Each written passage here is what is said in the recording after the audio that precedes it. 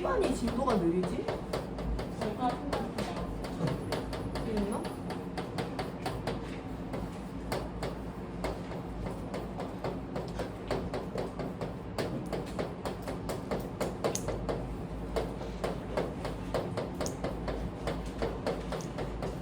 나 한 번 출장 가가지고 빠진 게 B반이었나? 용역생 들어온 시간?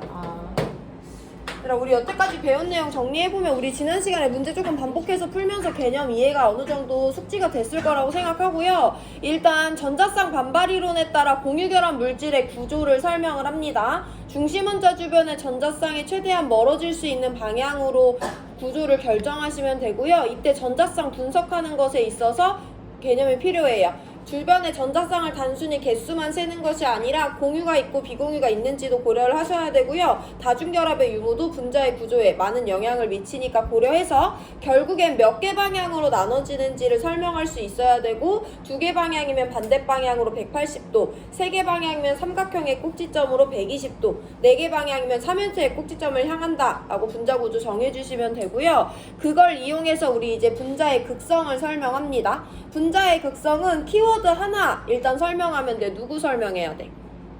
분자의 쌍극자 모멘트가 0인지 아닌지에 따라 무극성인지 극성 분자인지 결정돼요. 근데 분자의 쌍극자 모멘트를 결정하는 과정이 약간 복잡한데 분자 내에 누구를 다 더해줘야 돼. 결합의 쌍극자 모멘트를 다 더해줘야 돼요. 근데 이때 누구가 정확히 고려돼야 되냐면 분자 구조가 정확히 고려가 되어야 돼요. H2의 경우 루이스 구조에 따라 직선형이라고 생각한다면 우리가 무극성 분자라고 설명하지만 사실 걔 구분형이고 쌍극자 모멘트를 더했을 때 분자 쌍극자 모멘트가 0이 될 수가 없는 애죠. 해서 분자 구조와 결합의 쌍극자 모멘트를 더하는 것을 연습을 지난 시간에도 했고 오늘도 할 거야. 자, 그럼 우리가 무극성 분자와 극성 분자를 나누는 건 걔네들의 성질의 차이가 있고 그걸 이용하기 위함인데 우리 오늘 그 성질 3가지 밑줄 칠 거고요. 그 중에 2가지를 조금 자세히 살펴봅니다. 그래서 교과서 130페이지로 넘어가서 밑줄 먼저 치고 설명드릴게요. 제일 첫 번째 줄부터 밑줄 칩니다. 동그라미 1번이에요. 극성 분자는 한 분자 안에 서로 다른 부분적인 전하를 띤 부분이 있으므로 물줄기 위에다가 얘들아 극성 분자 액체 줄기라고 써놓으세요. 물줄기는 극성을 띠는 분자의 액체 줄기를 대표하는 내용으로 여기 나와 있습니다. 극성 분자 액체 줄기. 물줄기에 대전체를 가까이 하면 아래 그림과 같이 극성 분자인 물분자가 대전체 쪽으로 끌리면서 물줄기가 휘어진대. 밑에 줄 끝에 밑줄 이어서 칩니다. 대전체가 띄고 있는 전하의 종류에 관계없이 H2O 분자, 극성 분자는 대전체로 끌려간다 라고 밑줄 치고 써주시면 되고, H2O는 보통 극성 분자의 대표 사례로 사용이 됩니다. 그림 밑에 동그라미 2번 밑줄 칠게요. 3번째 줄. 극성 물질은 극성 용매에 잘 용해되고 무극성 물질은 무극성 용매에 잘 용해된다. 동그라미 2번. 동그라미 3번입니다. 분자량이 비슷한 물질은 분자의 극성이 클수록 녹는 점이나 끓는 점이 높다. 이렇게 나와 있고요. 우리 첫 번째 성질부터 한번 실험 결과를 토대로 설명을 해볼 건데, 너네 뷰렛 뭔지 알아?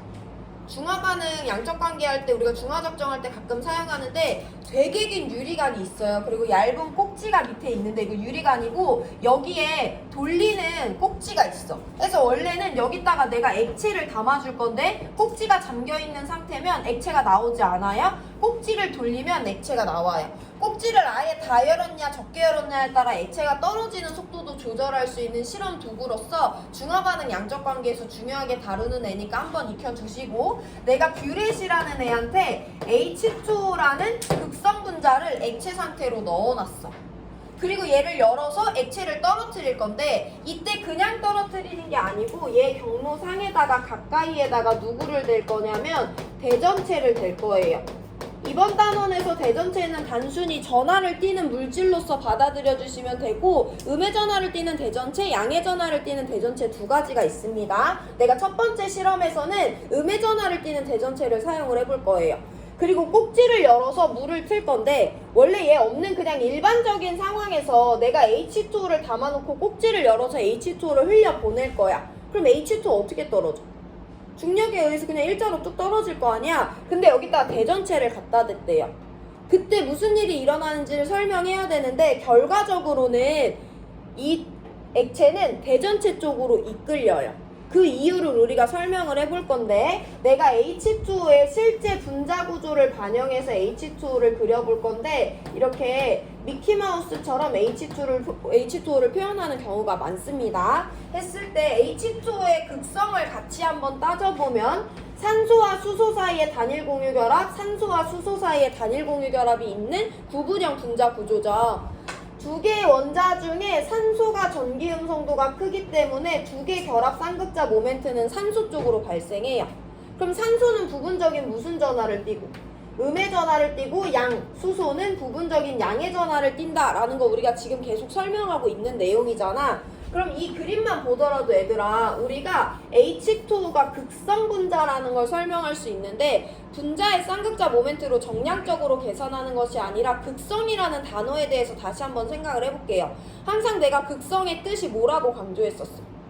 치우침이 있는 상태라고 했잖아. 전하의 치우침이 있잖아. 이 분자를 보면 전하가 골고루 퍼져 있어. 음의 전하가 몰려있고 양의 전하가 몰려있어.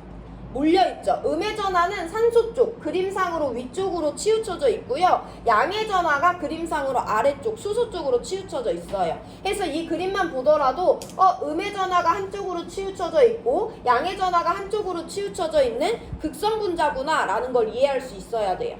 자, 그럼 이렇게 전하의 치우침이 있는 극성 분자를 떨어뜨리는데 이 옆에다가 대전체를 갖다 댄대. 그럼 물 분자가 이제 떨어질 건데 이 안에서는 아무 상관없이 그냥 무작위로 떨어지고 있을 건데 지금 내 옆에 누가 떡하니 있어? 대전체가 있어. 무슨 전하를 띠는 대전체가 있어?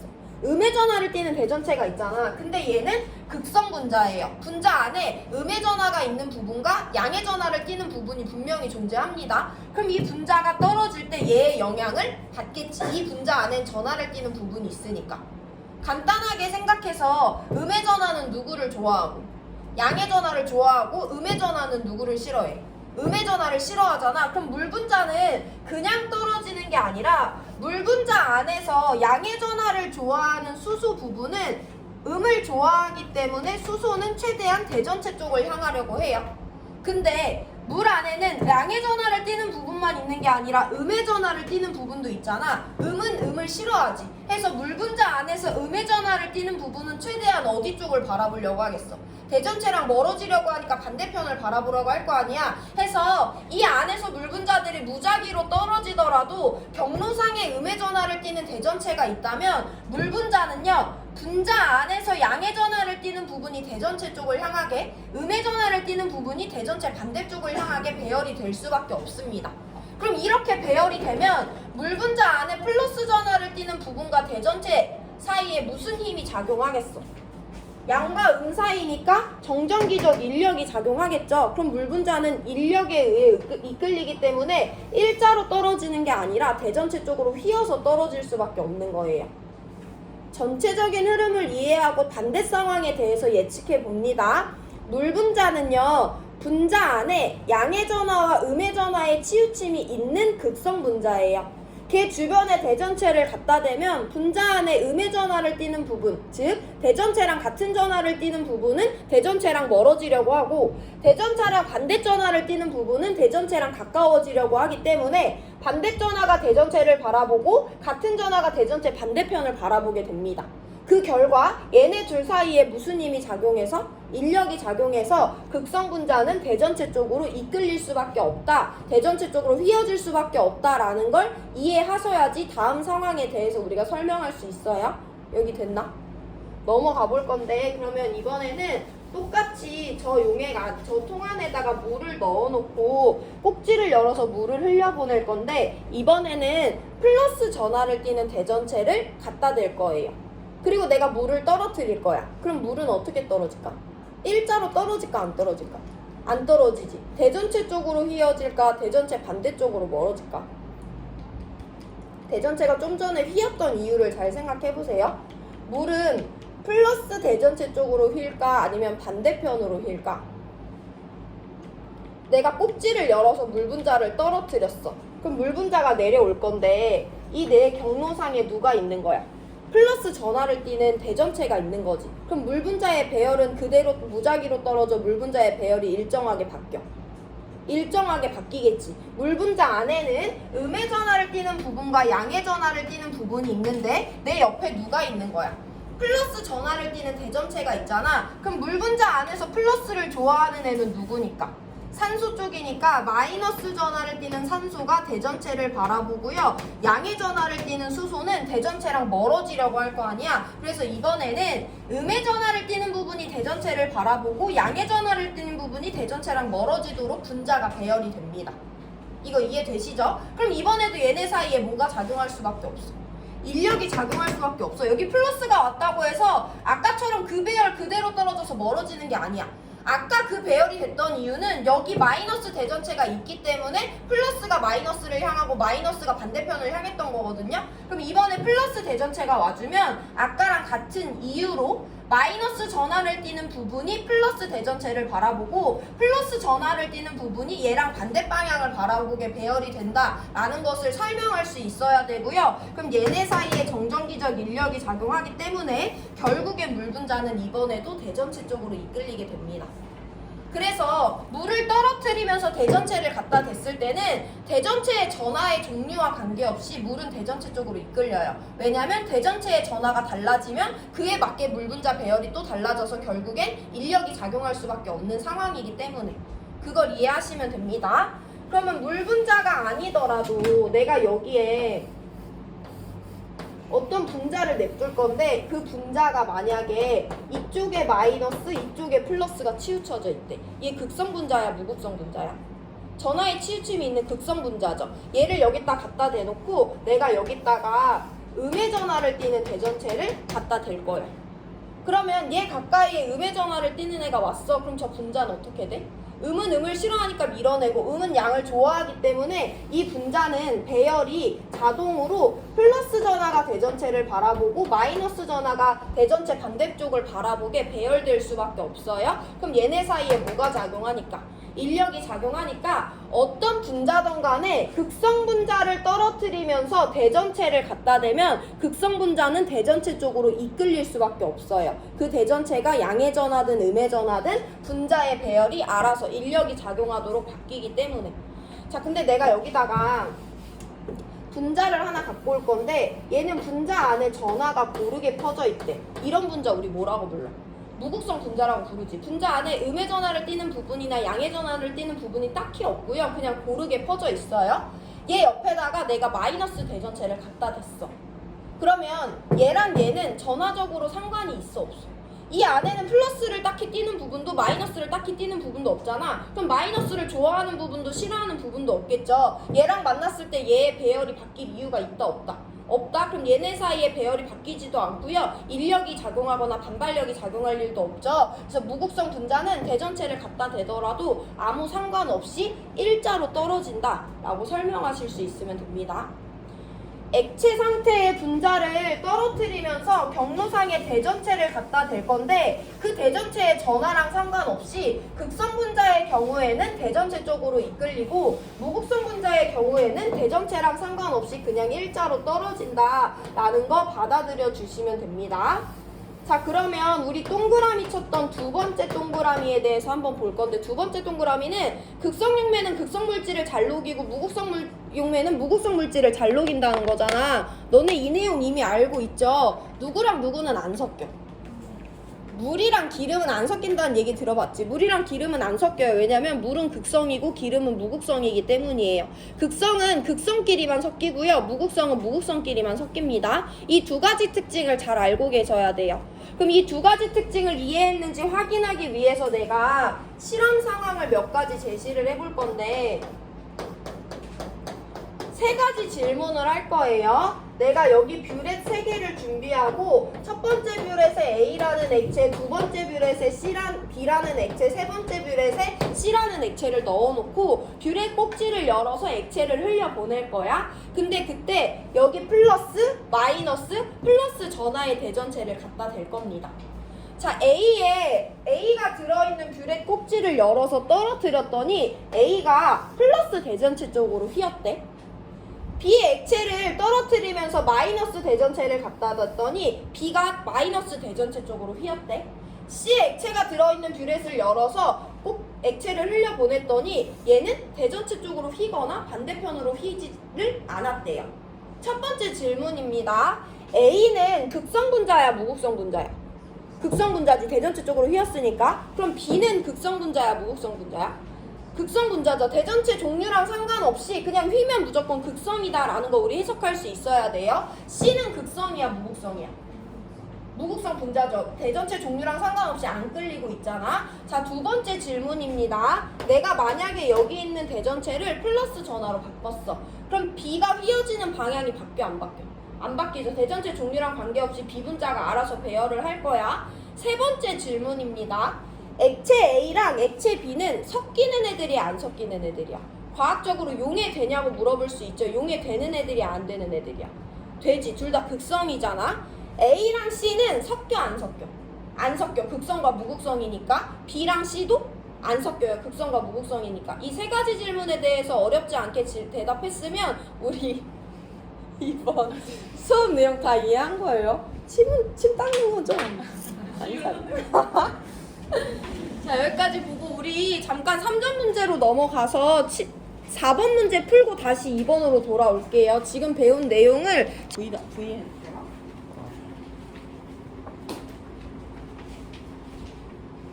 3점짜리 4번 문제 읽고 계세요. TV 연결하는 동안 풀 수 있을 수도 있어요.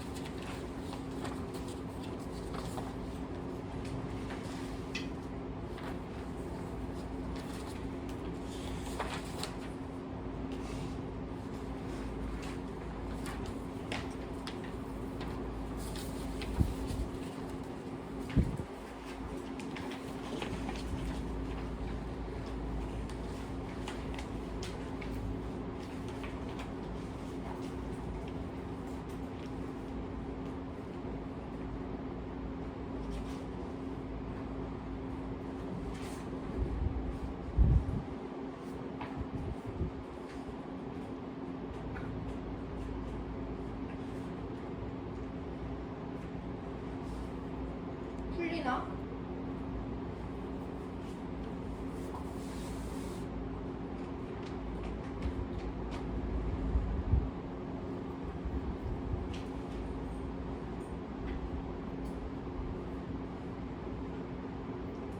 문제 같이 한번 볼게요. 다음은 물질의 극성과 용해의 관계를 알아보기 위한 실험이래. 왠지 우리가 방금 전에 배웠던 내용들과 일치하는 것 같고요. 힌트가 몇 가지 있는데 헥세인은 무극성 분자라고 제시가 되어 있고요. A는 H2O나 CCl4 중에 하나라고 나와 있어요.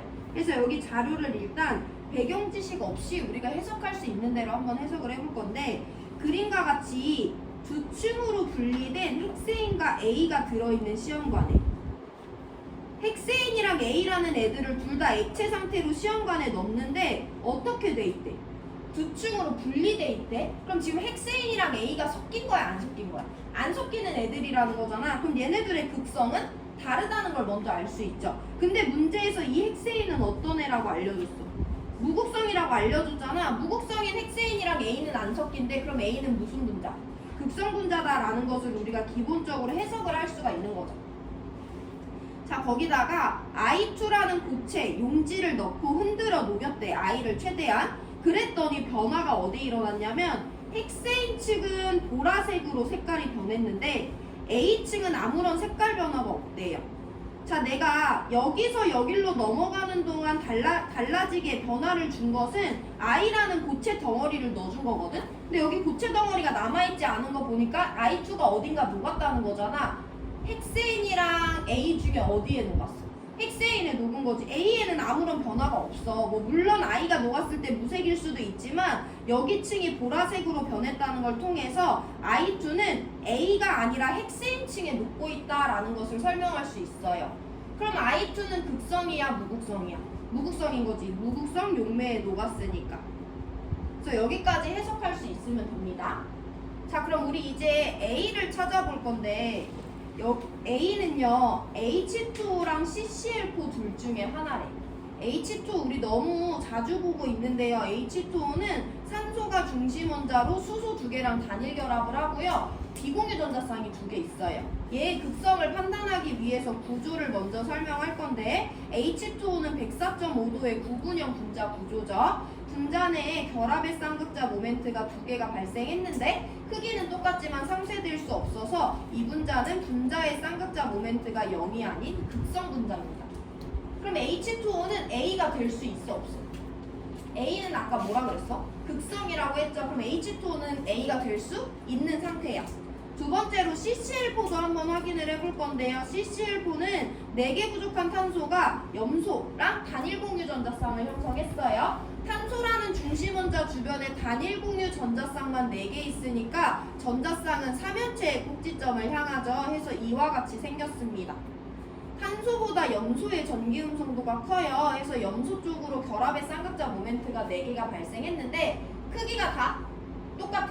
방향이 대칭으로 뻗어나가. 우리 이럴 때 분자의 쌍극자 모멘트 몇으로? 0으로 상쇄될 수 있다고 했어요. 그래서 CCl4는 무극성 분자다라고 판단할 수 있어. 그러면 A는 극성이었어야 되니까 무극성이었어야 되니까 극성이어야 하니까 A는 누가 될 수밖에 없다. CCl4는 안 되고 H2O가 될 수밖에 없다 라고 이해해 주시면 되죠.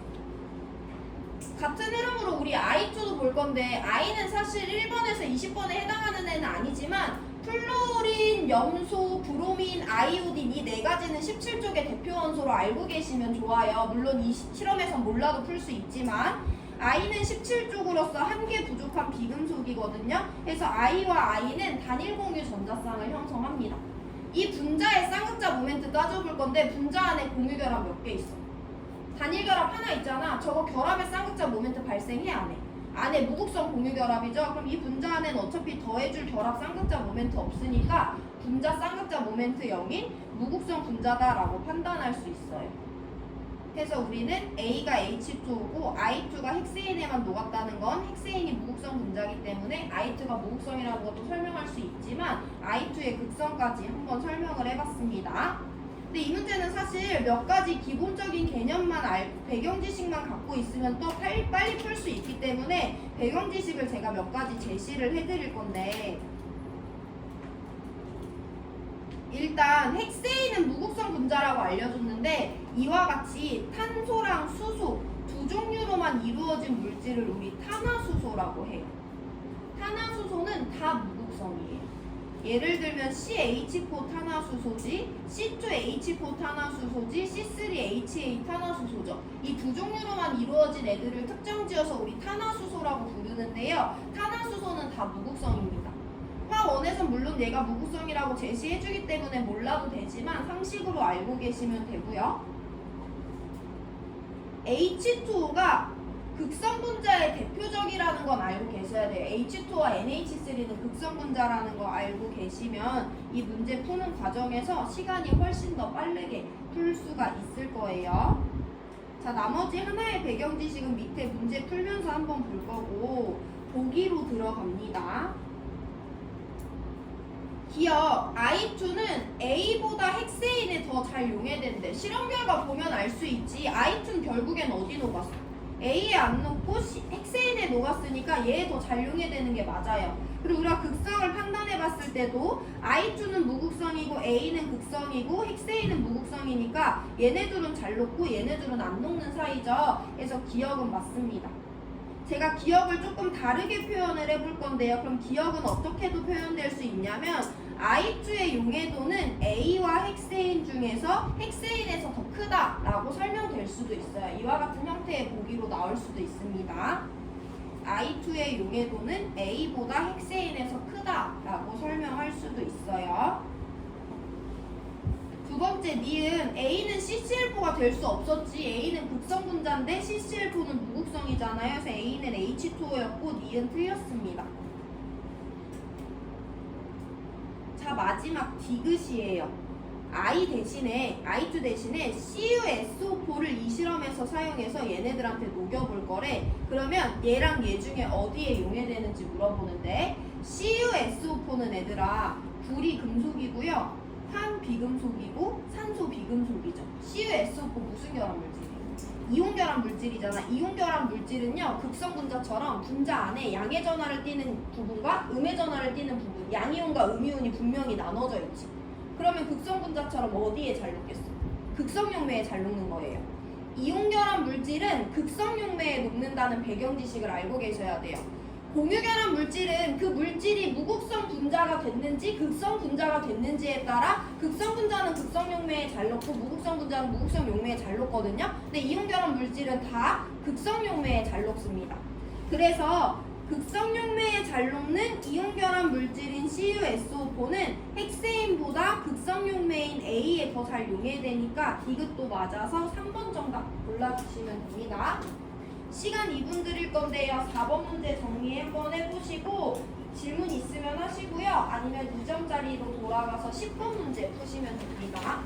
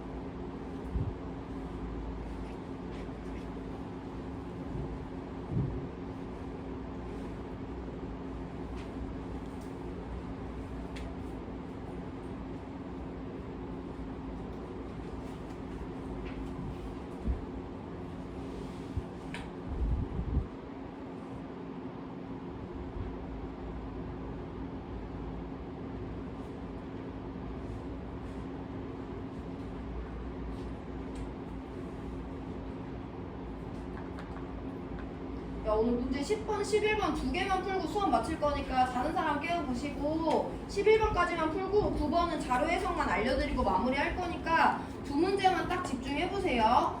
10번 문제는 우리가 그동안 이전 단원에서도 많이 봤던 화학 결합 모형으로 주어져 있어. 일단 무슨 결합 모형이야, 쟤는?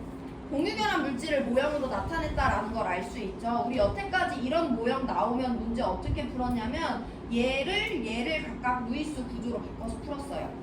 이번에는 이 문제를 두 가지 방법으로 풀어볼 건데 원래 했던 것처럼 얘네들을 루이스 구조로 먼저 바꿔볼 거고 시간 단축을 위해서 한 단계를 건너뛸 거예요. 그 한 단계 건너뛴 건 다음 시간에 3점짜리에서 한 번 더 연습할 거기 때문에 두 번째 방법을 복습할 때 꼭 연습하셔야 됩니다. 자, 그럼 내가 그냥 얘를 X, 여기 똑같이 생긴 애들을 Y, 얘를 A, 여기 똑같이 생긴 애들을 B라고 했을 때 가와 나의 분자를 먼저 루이스 구조로 변환을 합니다. 가에서 중심 원자 X인데요. Y랑 단일 공유, Y랑 단일 공유, Y랑 단일 공유, Y랑 단일 공유하고 있어요. 그래서 X 주변에 Y 4개를 이와 같이 표현해주면 루이스 구조 완성이고, 나도요. 중심 원자 A인데요. A가 각각의 B랑 단일 공유, 단일 공유, 단일 공유, 단일 공유 전자쌍 공유하고 있으니까 이와 같이 분자의 루이스 구조 나타낼 수 있어요. 근데 얘네들의 약간의 차이점은 Y는 놀고 있는 전자가 없지, 첫 번째 껍질에. B는 두 번째 껍질에 놀고 있는 전자가 6개씩 있어요. 그래서 각각의 B가 비공유 전자쌍을 3개씩 갖고 있다는 것도 그려줄 수는 있습니다. 일단 우리 가와 나의 분자 구조를 따져볼 건데, 가에서 중심 원자 X인데 주변에 공유 전자쌍 4개인데 모두 다 공유고 모두 다 단일 결합이야. 그럼 몇 개로 나눠지니까? 4개로 나눠지니까 일단 전자쌍들은 3연체의 꼭지점을 향합니다. 그래서 X 주변에 Y랑 단일 공유, Y랑 단일 공유, Y랑 단일 공유, Y랑 단일 공유 하고요. 결합각 109.5도의 정사면체형 모양이다 라고 설명해 줄 수 있어요. 여기 쉽죠 이제?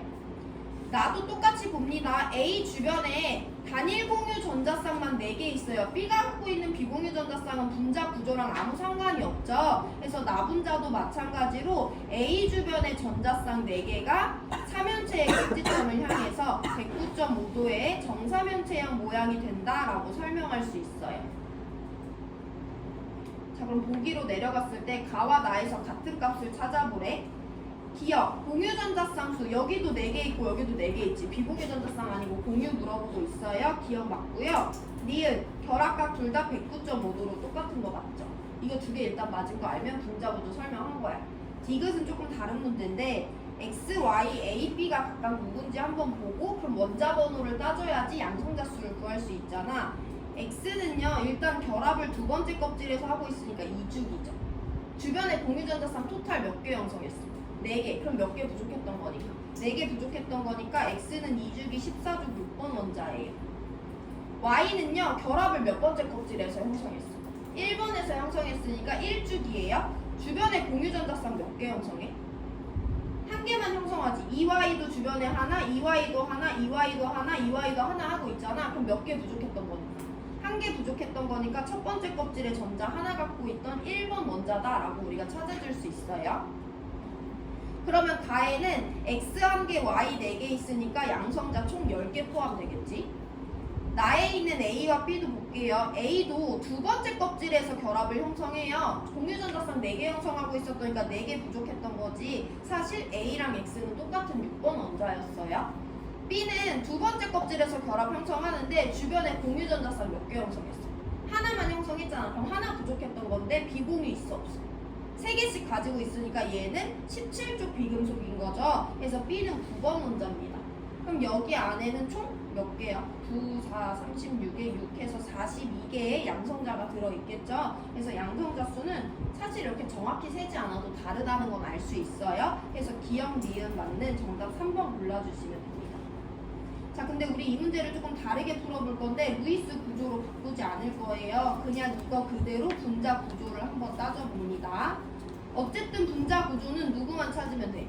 중심 원자만 찾으면 돼. 이 중심 원자 주변에 단일 공유 전자쌍, 단일 공유 전자쌍, 단일 공유 전자쌍, 단일 공유 전자쌍 4개 있으니까 우리 바로 X 주변에 Y가 3연체의 꼭지점을 향하는 109.5도의 정사면체형이라는 거 바로 설명하셔야 돼요. 3점짜리에서 연습합니다. 여기 A도 중심 원자 주변에 단일 공유, 단일 공유, 단일 공유, 단일 공유 4개 방향으로 찢어져야 되니까 3연체의 꼭지점을 향해서 109.5도의 정사면체가 된다라는 거 바로 찾아주셔야 돼요. 다음 시간에 3점짜리에서 이거 바로 찾는 거 연습했는지 확인합니다. 자, 시간 2분 드릴 건데 질문 있는 사람 하시고 넘어갈 수 있으면 11번 푸세요. 우리 11번 풀고 9번 자료 해석만 하고 수업 마칩니다. 11번 푸세요.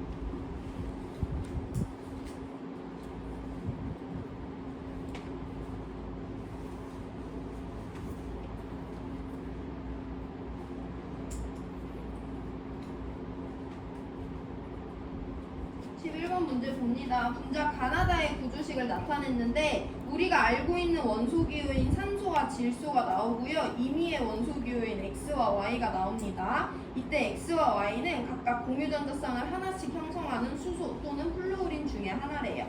힌트가 하나씩 나와 있는데 가에서 산소는 부분적인 양전하를 띈다고 나와 있어. 우리 배운 내용 확인하는 김에 가에 있는 내용을 확인을 해볼 건데, 자, 가는 중심 원자가 산소고요. 양옆에 똑같은 원자랑 결합을 하고 있죠. 그럼 이 분자 안에 결합의 쌍극자 모멘트가 만약에 발생한다면 첫 번째, 둘 다 바깥쪽으로 발생하거나 두 번째, 둘 다 안쪽으로 발생하거나 이 두 가지 경우밖에 없지. 하나는 산소 쪽으로 발생했는데 하나는 X 쪽으로 발생할 수는 없잖아요. 그래서 이 두 가지야. 만약에 둘 다 바깥쪽으로 발생했다는 건 O와 X 중에 X의 전기음 성도가 더 크다는 것이고, 만약에 둘 다 안쪽으로 발생했다는 건 O와 X 중에 O의 전기음 성도가 더 크다는 거죠. 근데 가에서 산소는 부분적인 양전하를 띈대. 그럼 1번이 맞는 거야, 2번이 맞는 거야?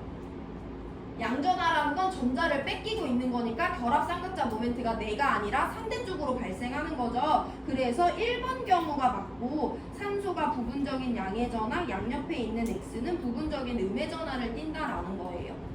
자, 그럼 여기서 우리가 한 가지 인지해야 될 것은 1번부터 20번에서 다루는 우리가 비금속을 몇 가지 다루고 있잖아요. 그 중에 수소는 전기음 성도가 거의 가장 낮은 애에 속합니다. 산소는요, 이 우주상에서 플루오린 다음으로 전기음 성도가 높은 애예요. 산소보다 전기음 성도가 큰 애는 플루오린밖에 없고요. 그걸 모른다고 하더라도 수소는 서열이 되게 낮은 애이기 때문에 산소보다 전기음 성도가 클 수가 없거든요. 우리 가의 자료를 해석해서 X는 수소가 될 수 없고 플루오린이어야 한다라는 것을 먼저 해석해 주는 것을 연습해야 돼요. 받아들이시면 됩니다. 자, 그러면 Y가 누가 된다?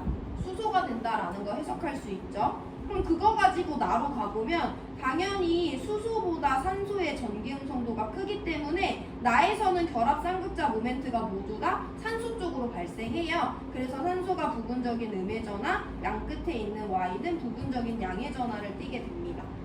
그리고 우리가 알고 있는 대로 비공유 전자쌍도 그려줄 건데, 산소는 2개씩 가지고요, 질소는 1개씩 가지죠. 그리고 우리가 Y는 수소, X는 플루오린이라는 걸 알았어. Y는 비공유 전자쌍 없고 X는 플루오린이니까 각각 비공유 전자쌍 3개씩 가진다라는 거 설명할 수 있죠. 마지막으로 분자 구조 설명합니다. 가 중심 원자 산소인데요, 주변에 단일 공유 2개, 비공유 2개 있으니까 얘 분자 구조 어떻게 돼? 104.5도의 구분형이죠. 나 분자 구조에서 중심 원자 산소인데요, 주변에 단일 공유 2개, 비공유 2개 있으니까 이 분자도 마찬가지로 104.5도의 구분형이 됩니다. 다의 중심 원자 질소인데요, 비공유 하나에 단일 공유 3개 있어. 얘 분자 구조 어떻게 돼? 우리 알고 있어야 돼. 107도의 삼각뿔형 구조가 된다라는 거 빠르게 설명하실 수 있어야 됩니다. 보기로 넘어갈게요. 전기음 성도는 X가 5보다 크냐라고 하는데, 우리 가에서 산소가 부분적인 양전하를 띠려면 X가 산소보다 전기음 성도가 큰 경우일 수밖에 안 됐어요. 그래서 기억은 맞습니다. 반대로 그럼 Y는 수소가 되기 때문에 나에서 Y는요, 산소보다 전기음 성도가 약하기 때문에 부분적인 양전하를 띠게 됐죠. 니은 틀렸습니다. 결합각은 나가 다보다 크냐 하는데, 나는 중심 원자가 비공유 2개 같기 때문에 104.5도로 줄어들었고, 다는 비공유를 하나만 가지니까 얘보단 큰 107도예요. 그래서 디귿 틀려서 기억만 맞는 1번 골라주시면 됩니다. 오늘 문제풀이 여기까지 할 거고요. 2분 뒤에 9번 문제 자료 해석 방법 간단하게 알려드리고 수업 마칩니다. 9번 한번 보세요. 어쨌든 공유결합 물질에서 공유결합 물질의 구조는 중심 원자 주변의 전자쌍만 분석하면 돼. 걔가 분자던 간에 이온이던 간에.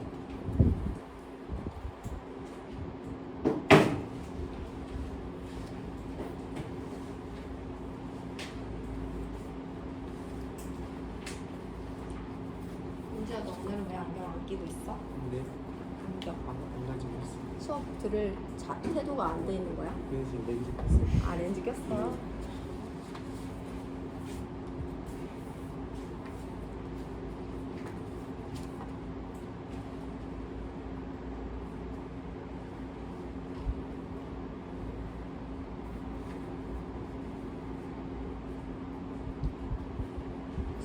질문 없죠? 9번 볼 건데 9번 이렇게 생긴 거 우리 옛날에 어디서 봤어. 그치? 이렇게 전하를 띠긴 하는데 나트륨 플러스나 마그네슘 2 플러스처럼 원자 하나짜리가 아니라 원자 여러 개가 전하를 띠는 거 내가 지난번에 다원자 이온이라고 부른다고 했죠. 그 이름은 지금은 안 중요하지만 4단원에서 어차피 우리가 나중에 배울 거니까 귀에 익혀두시면 되고요. 자, 이 공유결합 물질들은 이온이에요. 분자가 아니라. 근데 공유결합 물질은 어쨌든 구조가 중심원자에 의해서 결정돼요. 얘가 전체적으로 양전하를 띠던 간에 음전하를 띠던 간에 우린 중심원자를 찾으면 되고, 얘 주변에 단일 공유전자쌍 3개와 비공유가 하나 있는 경우에 4개로 나눠지는 백질도 삼각불량이다라고 설명하시면 됩니다. 이온에선 중심원자가 Y고요. 주변에 단일 공유 전자쌍만 4개 있잖아요. 그럼 109.5도의 정사면체다라고 설명하시면 돼요.